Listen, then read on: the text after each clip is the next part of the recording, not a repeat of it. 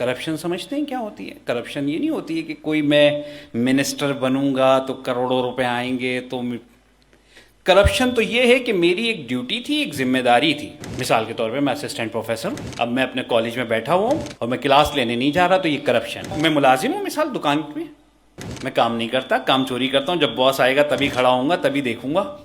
یہ کرپشن ہے. تو کرپشن کے آلودہ کپڑے لیے، بد دیانتی کی کیچڑ سمیٹے ہوئے ہم چاہتے یہ ہیں کہ رسول اللہ صلی اللہ تعالیٰ علیہ وسلم کو اس حال میں جو ہے وہ ولادت مصطفیٰ کی مبارکباد دیں. اچھا ایسا نہیں ہے، مایوس ہونے کی بھی ضرورت نہیں ہے. صرف اتنا کر لیجئے کہ توبہ سے غسل کر لیجئے اور تقوی کی خوشبو کو لگا لیجئے، اور اس کے بعد آقا علیہ الصلوۃ والسلام کی بارگاہ میں تجدید عہد وفا کرتے ہوئے پہنچ جائیے. آپ یقین جانیے کہ یہ جو کتنی کیچڑ لگی ہوئی تھی لباس پہ، یہ سب دھل جائے گی. اور اب بس آخری بات کر رہا ہوں 2 منٹ کی. اگر کہا جائے جاپان کے لوگوں سے کل قیامت کا دن ہو، ہم موجود ہوں. جاپان کے لوگوں کے بارے میں آپ جانتے ہیں نا کہ بڑے دیانتدار ہوتے ہیں. 1 کروڑ کا بیگ آپ ان کے کسی روڈ پہ بھول جائیں، وہ آپ کو مل جائے گا. ایسا ہی ہے نا، ایسے ہی سنا ہے.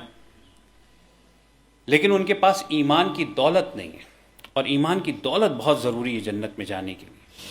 کل قیامت کے دن وہ قوم کھڑی ہو جائے اور رسول اللہ صلی اللہ تعالیٰ علیہ وسلم کی بارگاہ میں آپ کی اور میری شکایت کرے کہ یہ وہ لوگ تھے جنہوں نے ایمان کی روشنی کو ہم تک پہنچنے نہ دیا.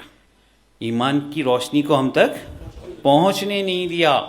وجہ کیا ہوئی؟ ایمان ہمارے پاس تھا نا، ہمارا کردار جو تھا وہ اندھیرا بن گیا، اس کی روشنی ہم نے آگے قوموں تک نہیں جانے دی.